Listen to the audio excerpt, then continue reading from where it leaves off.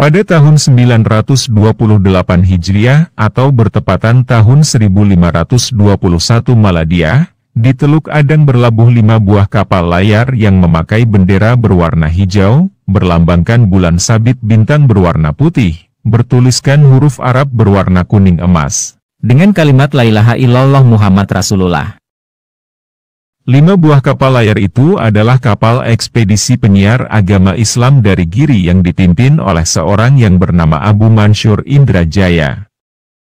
Secara tiba-tiba puluhan perahu kecil bergerak cepat mencoba mendekati kapal ekspedisi itu, namun secara tiba-tiba pula membalik layar menjauhi kapal tersebut. Perahu-perahu kecil itu adalah perahu-perahu bajak laut yang bersarang di Teluk Adang. Karena melihat perlengkapan kapal layar itu cukup kuat bahkan dipersenjatai dengan meriam sehingga tidak berani menyerang. Melihat gelagat tersebut, maka dari pihak ekspedisi penyiar agama Islam berusaha memanggil-manggil untuk merapat ke kapal namun perahu kecil itu tetap melaju menjauhi kapal. Setelah beberapa hari kemudian ada sebuah perahu bajak laut yang datang dan langsung merapat pada kapal, dengan membawa 3 orang penumpangnya dan semua tidak membawa senjata. Seorang di antaranya sudah tua bernama Lamululuang. Dari ketiga bajak laut itulah pihak ekspedisi penyiar agama Islam, mendapat keterangan bahwa di daratan tempat mereka berlabuh itu ada sebuah kerajaan yang bernama Sadurangas. Selanjutnya diperoleh keterangan dan petunjuk jalan yang menuju ke ibu kota negeri kerajaan Sadurangas. Ada 2 jalan untuk menuju negeri Sadurangas. Pertama melalui Sungai Modang kemudian menembus hutan belantara arah ke barat. Kedua masuk Sungai Kandilo kemudian dengan perahu kecil mudik ke hulu hingga sampai ke tepian negeri Libur Dinding.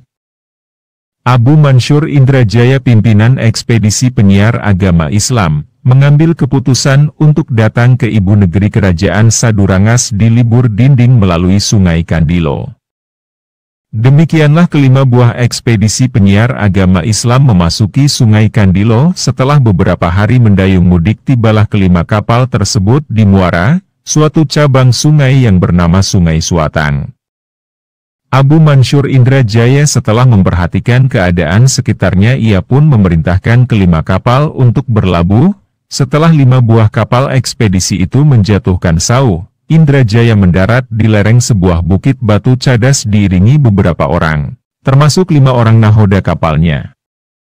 Sekembalinya Abu Mansur Indrajaya dari daratan untuk kembali ke kapalnya ia pun berkata, di tempat ini baik sekali kita jadikan pangkalan pertama untuk mengatur persiapan dan kegiatan kita selanjutnya.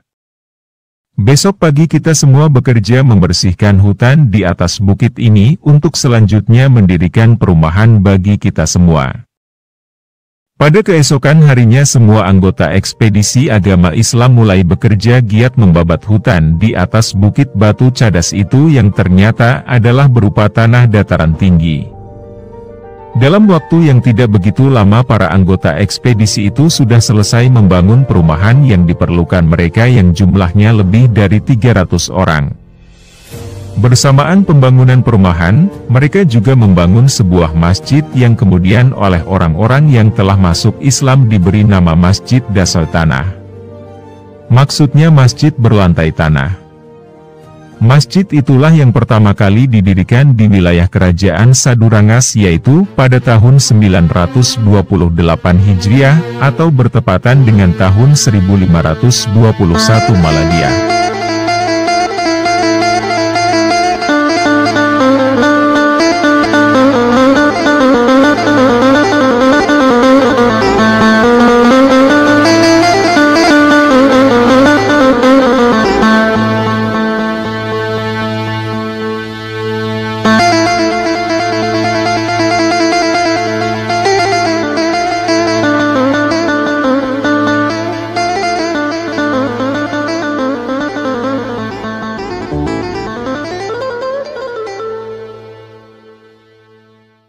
Di atas Bukit Batu Cadas, sekitar muara Sungai Suatang, disinilah bermula diaturnya dakwatul Islamiyah di wilayah kerajaan Sadurangas.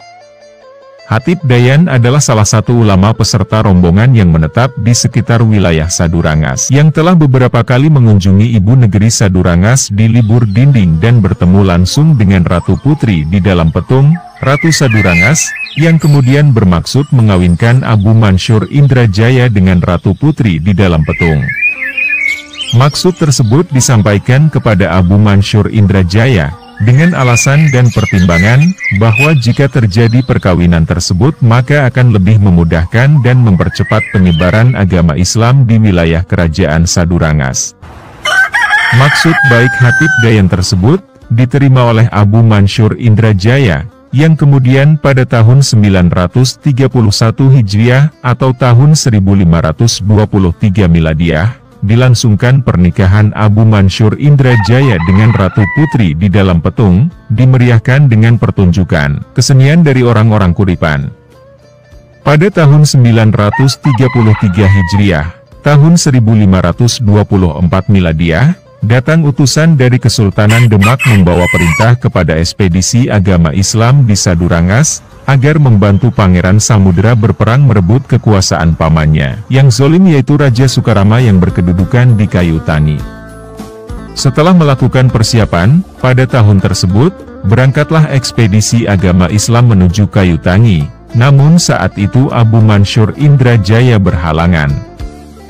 Maka pimpinan ekspedisi tersebut diserahkan kepada Hatip Dayan.